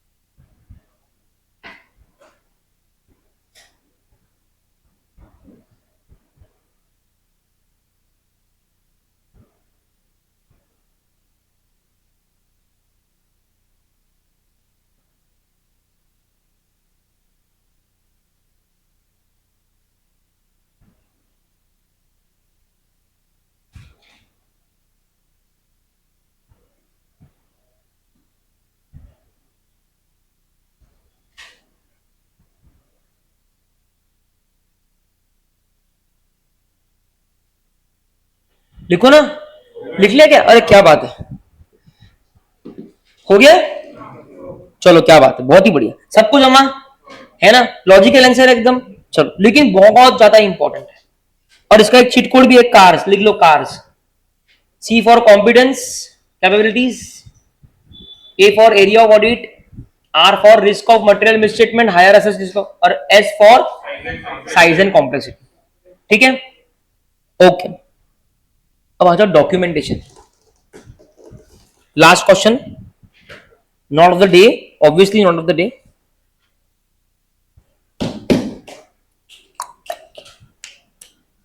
The auditor shall document, 3 चीजें डॉक्यूमेंट करेगा भाई। एक, क्या बात है, दूसरी, तीसरी, चेंजेस, चेंजेस, राइट। तो ये 3 पढ़ो बुक में अभी अच्छे से।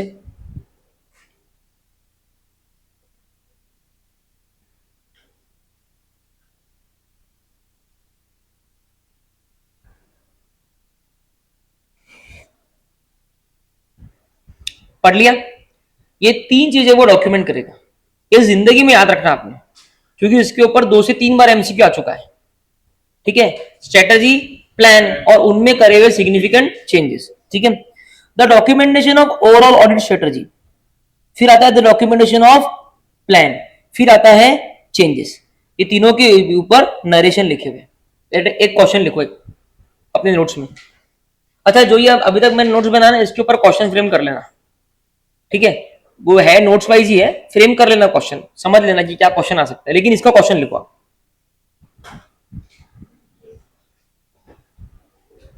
सीए गौरांग, अपना अपना अपना नाम लिख सकते हो चाहिए तो, has completed planning activities in relation to an audit, planning activities in relation to an audit,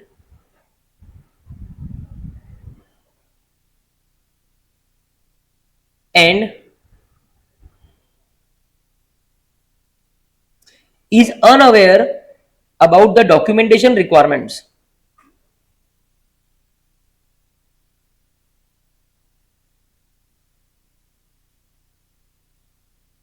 in regards to,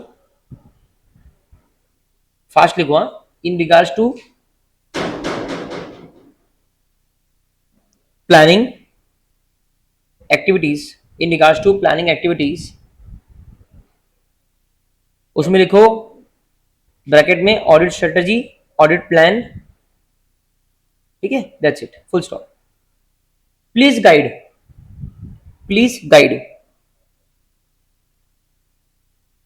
लिखा। अब है ना, उसमें क्या करो, बारिश आ रही है, उसमें क्या करो, तीन चीज लिखो बेटा, वो गेट लगा लो निहाल, तीन एरो निकालो, 1 2 3, लेफ्ट वाला निकालना साइड सामने,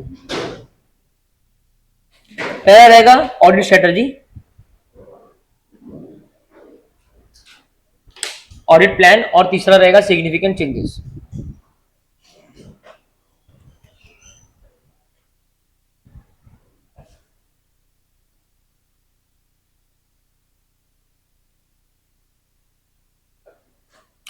Documentation of overall audit strategy is a record of key decisions considered necessary to properly plan the audit and to communicate significant matters to the engagement team, है ना।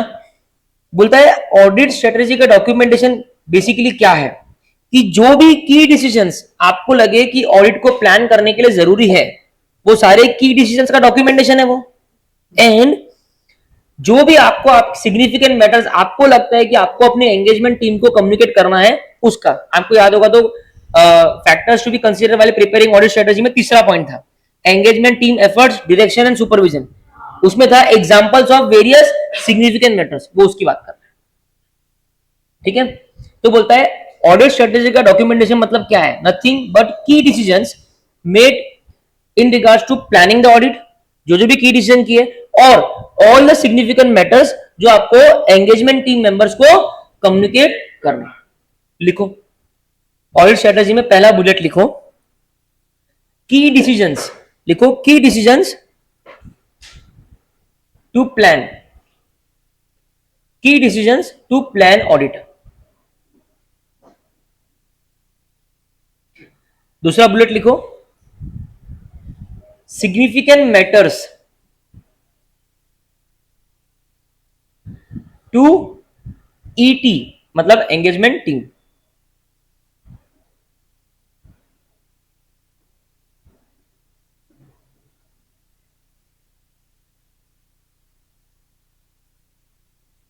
हो गया। अब तुम मेरे को बताओ कि अभी तक मैंने जितना आपको सिखाया है ऑडिट, कितने तरीके के प्रोसीजर्स हैं,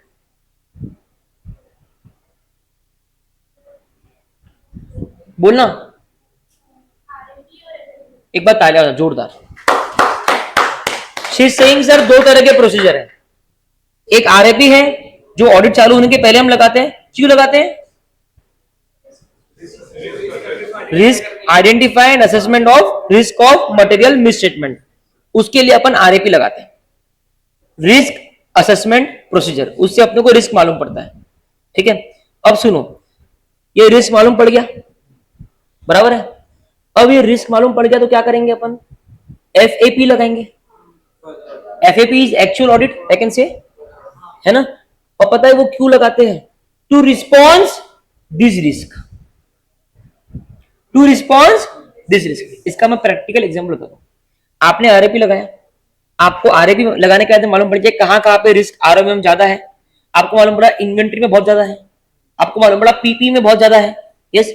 अब आप एफएपी लगा रहे हो तो आप क्या करोगे, आप कॉम्पिटेंट बंदे वहां भेजोगे, आप ज्यादा बंदे वहां भेजोगे, आप उनका वर्क ज्यादा रिव्यू करोगे, तो आपने क्या किया, वहां पे होने वाला रिस्क उसको रिस्पॉन्स किया। तो एफएपी को बहुत बार ये भी बोलते हैं response to the assessed risk. Assessed मतलब एक्सपेक्टेड रिस्क। समझ में आया गणित, है ना। अभी इसी मौका है, दस्तूर है, तो एक बार ऑडिट साइकिल रिवाइज करा दो, ठीक है।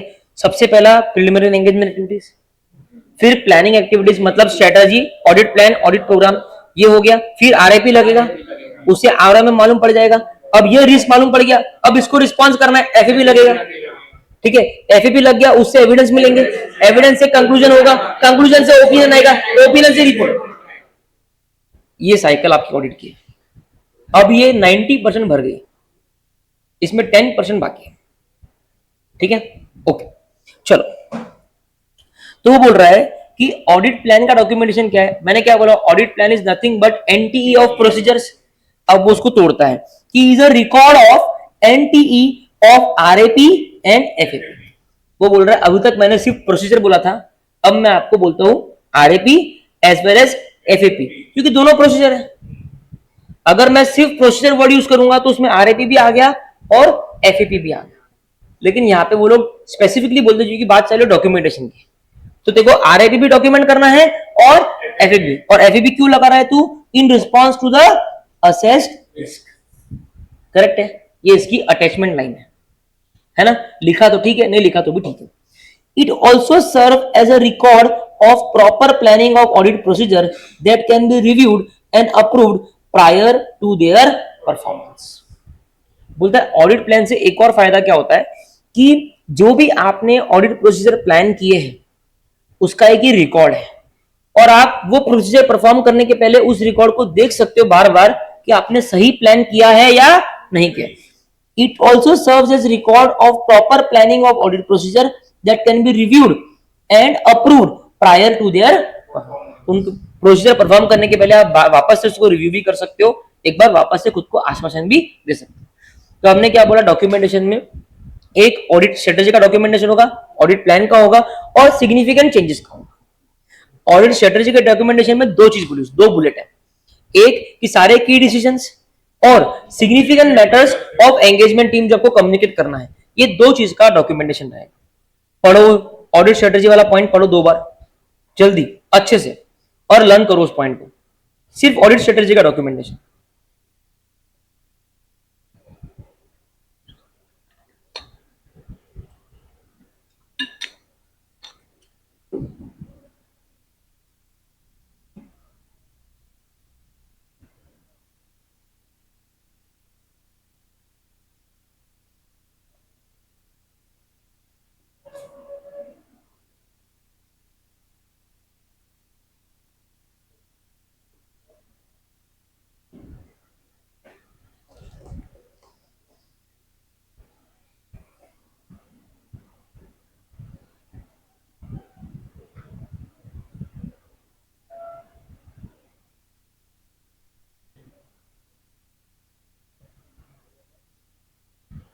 हो गया है ना।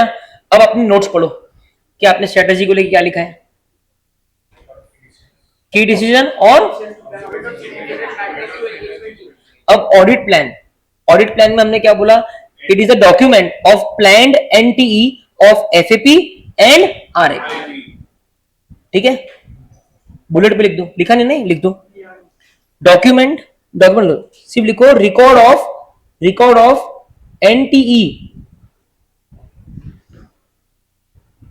Record of NTE of RAP oblique FAP.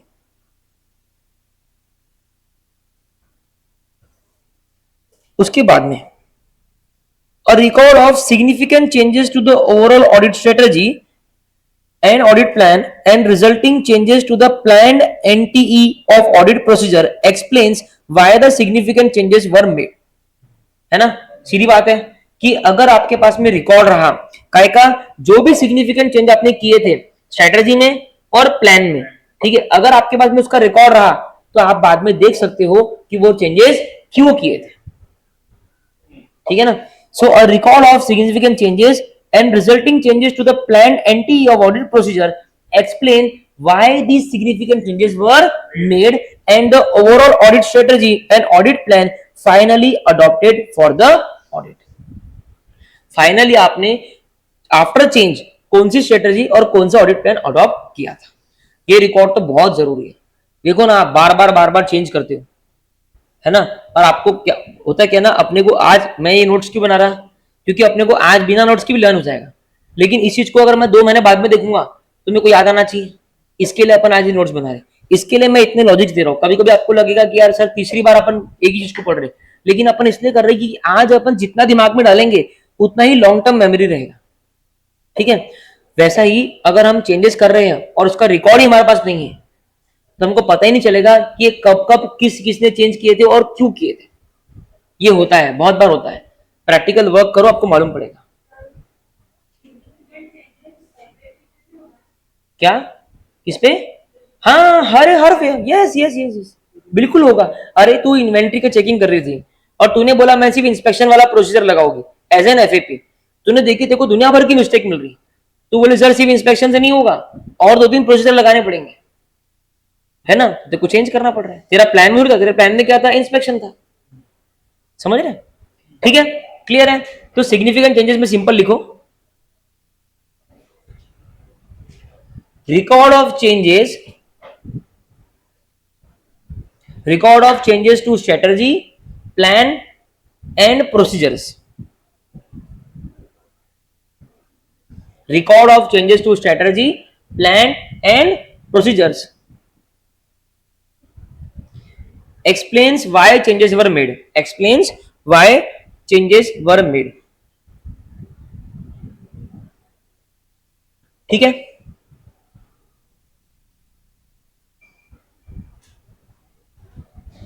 Done. ठीक है, यहां पे आपका डॉक्यूमेंटेशन वाला आंसर क्लोज हुआ।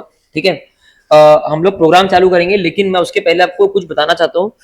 एक तो ये डॉक्यूमेंटेशन का क्वेश्चन कर लो अपने से मार्क, एक ये वाला क्वेश्चन कार्स वाला। ठीक है, कि ऑडिट प्लान के दौरान आप एंगेजमेंट टीम के जो एनटीई है, एंगेजमेंट टीम के डायरेक्शन, सुपरविजन और रिव्यू ऑफ द वर्क, ठीक है, वो प्लान करते वक्त आप क्या क्या फैक्टर्स ध्यान में रखोगे, एक वो वाला क्वेश्चन और एक रिलेशनशिप वाला क्वेश्चन। ये 3 क्वेश्चन आपको कल लर्न करके आना है। ठीक है, मैं तीनों में से एक क्वेश्चन का कल आपको बिना देखे लिखने बोलूंगा बिफोर द क्लास 9:15। ठीक है, तो ये 3 क्वेश्चन आप अपने मार्क करके रखो जो आपको लर्न करके आना है अच्छे से। चलो अब आ जाओ ऑडिट प्रोग्राम पे। चलो स्ट्रेटेजी हो गया, प्लान हो गया। Now this is last aspect of this very good chapter, chapter number 2। ठीक है, ऑडिट प्रोग्राम। ऑडिट प्रोग्राम मैंने बोला कि पहले स्ट्रेटेजी बनती है, फिर प्लान बनता है और फिर प्रोग्राम बनता है। बराबर है? ठीक है, अब सुनो। An audit program consist of series of verification procedures to be applied to the financial statements and accounts of a given entity for the purpose of obtaining sufficient evidence to enable the auditor to express an informed opinion on the financial statement। अभी audit programme जब भी आप लिखोगे और अगर आपने ये नहीं लिखा सीरीज, बोलो, ऑफ वेरिफिकेशन प्रोसीजर्स, एक और बोलेंगे सीरीज ऑफ वेरिफिकेशन प्रोसीजर्स, एक आखिरी बार बोलो। अगर आपने ऑडिट प्रोग्राम के आंसर में मैडम ये नहीं लिखा तो मार्क्स भूल जाना, टेस्ट में भी और वहां पे भी। ठीक है, क्या है audit program? Series of verification procedure. एक और बोलो, क्या है audit program? Series of verification procedure. अभी अपने बुक में नई हेडिंग डाल दो ऑडिट प्रोग्राम करके, और उसके नीचे बड़े अक्षरों में कैपिटल्स में लिख दो सीरीज ऑफ वेरिफिकेशन प्रोसीजर्स।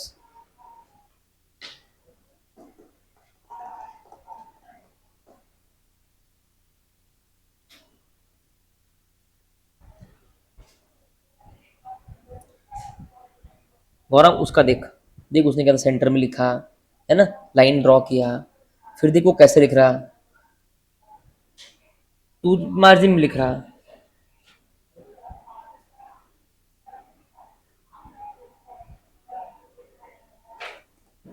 हो गया सीरीज ऑफ वेरिफिकेशन प्रोसीजर। अब उसके नीचे डाउन एरो लिखो, डाउन एरो बनाया। अब तुम मेरे को बताओ, ये जो सीरीज ऑफ वेरिफिकेशन प्रोसीजर है, ये तुम काय पे लगाओगे? ऑब्वियसली ना, फाइनेंशियल स्टेटमेंट्स में लगाओगे या अकाउंट्स पे, जो भी है लिख दो। एफएस ऑन लिखो, on FS, on down arrow बेटा, डाउन एरो, हाँ ऑन एफएस, बस दैट्स इट, करेक्ट है ना? अच्छा, उसके नीचे एक और डाउन एरो खींचो। अब ये जब तुम लगाओगे तुमको क्या मिलेगा? एविडेंस लिखो, ऑब्टेन एविडेंस, है ना? उसमें आगे लिखो, to enable auditor to form an opinion, to enable auditor to form an opinion.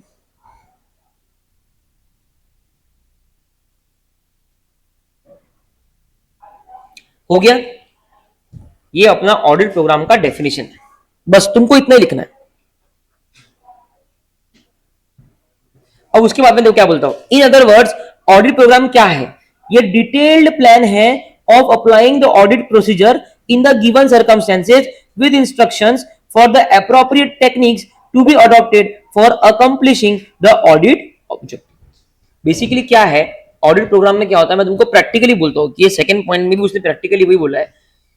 ऊपर के पॉइंट में उसने रॉ बेयर लैंग्वेज डाल दी, सीरीज ऑफ वेरिफिकेशन प्रोसीजर, लेकिन वो क्या है? वो क्या है? मान ले फॉर एग्जांपल तुम लगा रहे हो प्रोसीजर, है ना, और तुम लगा रहे हो, मान लो अपन ने ऑडिट प्लान ने बोल दिया कि हम लगाएंगे प्रोसीजर आपकी इंस्पेक्शन, काय के लिए? इन्वेंट्री के लिए, ठीक है। अब वो ऑडिट प्रोग्राम के लिए क्या बोलते? ऑडिट प्रोग्राम में क्या लिखा होगा, ठीक है, कि ये इंस्पेक्शन लगाने की टेक्निक्स क्या है, ठीक है। वो बोलेगा, समझो फॉर एग्जांपल आप सोयाबीन चेक कर रहे हो, ठीक है, तो अपन बोलेंगे चेक द मॉइस्चर, है ना, अपन बोलेंगे चेक द क्वालिटी, है ना।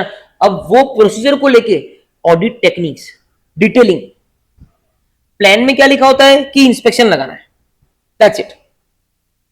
अब वो इंस्पेक्शन कैसे लगेगा, वो प्रोग्राम में लिखा होता है। तो वो डिटेल्ड ऑडिट प्रोसीजर है कंटेनिंग द इंस्ट्रक्शंस। क्या बोला? इंस्ट्रक्शन एक कड़क वर्ड है ना। वहां पे लिखा होता है कि अगर तू इंस्पेक्शन लगा रही है तो तेरे को ये करना ही पड़ेगा, इंस्ट्रक्शन एंड ऑडिट टेक्निक्स, उस प्रोसीजर को ढंग से लगाने के लिए, उस प्रोसीजर को ढंग से लगाने के लिए। सबको क्लियर है? ठीक है। तो इन other words an audit program is a detailed plan of applying procedures for appropriate in the given circumstances with instructions or appropriate techniques to be adopted for accomplishing the audit objective। Clear है ना? तो उसमें एक और last arrow निकाल दो। इन other words it is detailed plan, it is detailed plan including instructions and audit techniques for audit procedures। it is detailed plan including instructions, audit techniques for audit procedures।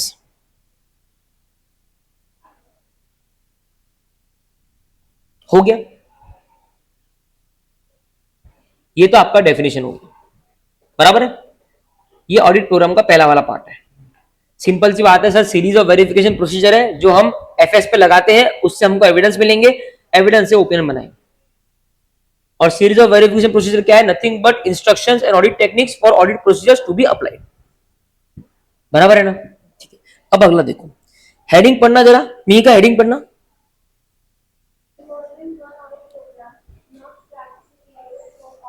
क्या मतलब आ सकता है इसका, एक estimate?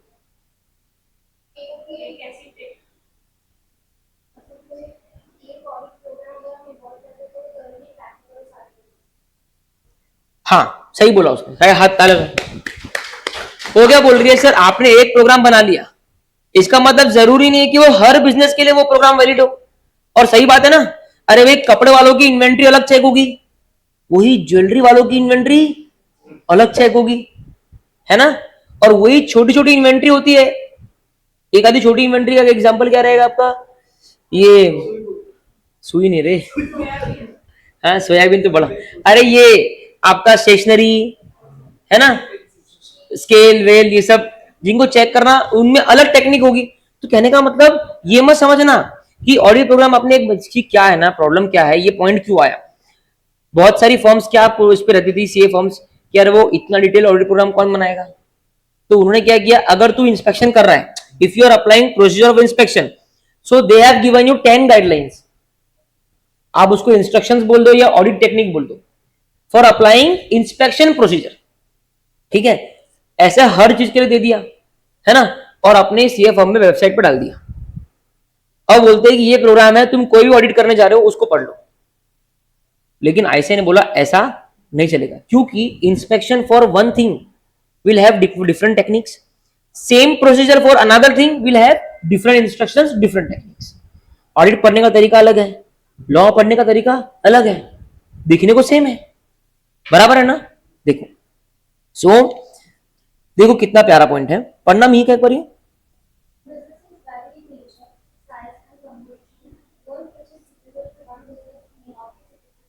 बोले business very करते nature में, business very करते नेचर में, ठीक है। एक काम जो एक बिजनेस के लिए सुटेबल हो, जरूरी नहीं है कि वो काम दूसरे बिजनेस के लिए सुटेबल हो। Business is vary in nature, work which is suitable to one business may not be suitable to another business. बोलो, एंड द एग्जैक्ट नेचर,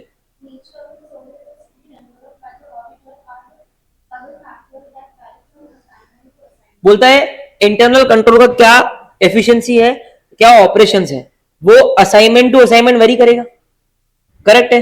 दूसरे काम असाइनमेंट टू असाइनमेंट वेरी करेंगे, जो नेचर ऑफ वर्क आपको perform करना है वो assignment to assignment very करेगा। तो आप एक प्रोग्राम सबको कैसे चला सकते हो, है ना। अरे भाई मान लो रिलायंस है, उनकी इन्वेंट्री में इंटरनल कंट्रोल की एफिशिएंसी बहुत हाई है, हो सकता है मैं वहां पे थोड़ा हल्का प्रोसीजर लगा दूं, लेकिन वही टाटा जीएस में इन्वेंट्री के बहुत प्रॉब्लम है, आईसी इज वीक, तो मैं अलग प्रोसीजर लगाऊंगा। तो बोलता है कि status efficiency of internal control is also very important factor, जिसपे डिपेंड होता है कि आप क्या काम करने वाले हो, कितने प्रोसीजर लगाने वाले हो। और ये जो आईसी का एफिशिएंसी है, this will vary from businesses to. ये पॉइंट को एक बार अपने मन में पढ़ो सभी लोग, पहला वाला पॉइंट।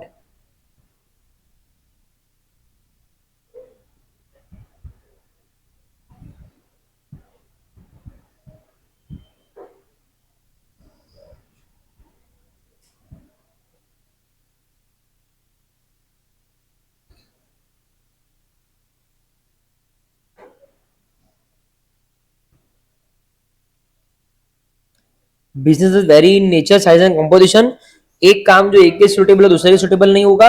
इंटरनल कंट्रोल का बहुत इंपॉर्टेंट पॉइंट इसके अंदर है कि efficiency in internal control and the exact nature of services to be rendered by the auditor are other factors that vary from assignment to assignment. दूसरा देखो, on account of such variations evolving one audit program applicable to all businesses under all circumstances is not practicable. Question लिखो, बस यहां पे class close करेंगे, question लिखिए।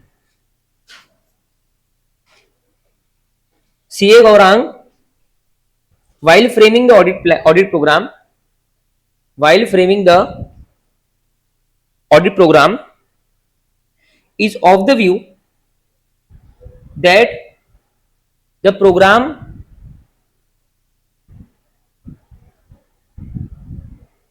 established earlier for a similar business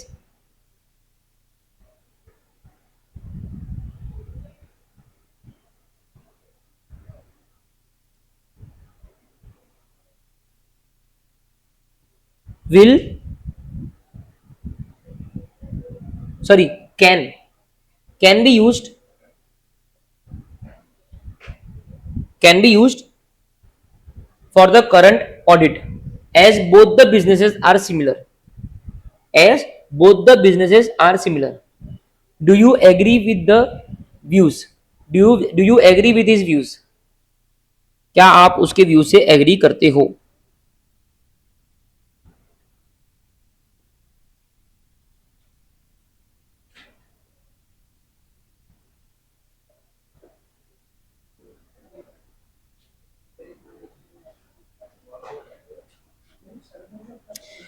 लिखो, answer लिखो।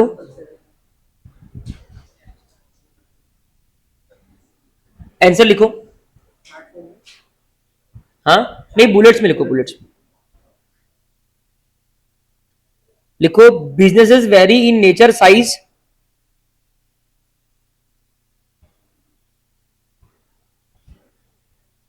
सेकेंड बुलेट लिखो,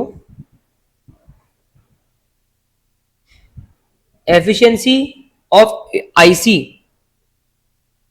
and nature of service to be rendered are other factors, and nature of service to be rendered are other factors, are other factors that vary, are other factors that vary। और तीसरा लिखो, hence one audit program for all businesses not possible।